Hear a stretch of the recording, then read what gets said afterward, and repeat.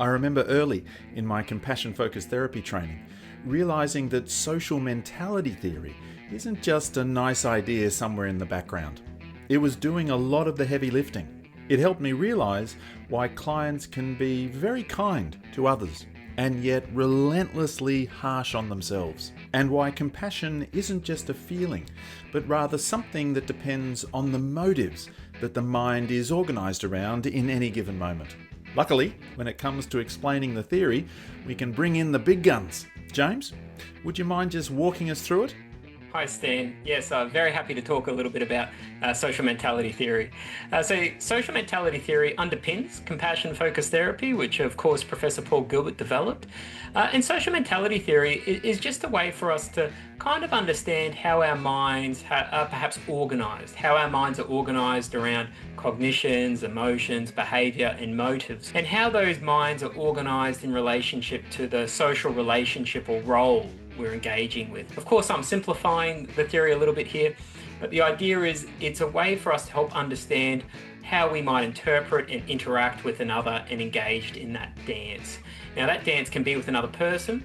Of course, though, social mentality theory can also be extended towards ourselves to understand our self-to-self relationship. And this is the part that really landed for me as a therapist, that these social mentalities don't just operate between people, but also operate inside of us as well.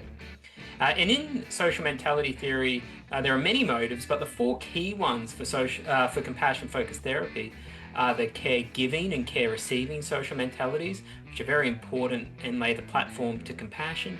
And of course, we've got the competitive social mentality, and that's really important too, because that speaks to how we engage in social rank, how we might see ourselves as being inferior or superior, and this gives rise, of course, to things like shame and self-criticism. And then, of course, there's the cooperation component of social mentality too, which talks about how we share our resources with others. So in our introductory workshop, we'll be talking about the importance of social mentality theory and these motives that are really important to understanding compassion and compassion-focused therapy. This is exactly why social mentality theory is foundational for compassion-focused therapy. In this workshop, we don't just cover it as a theory.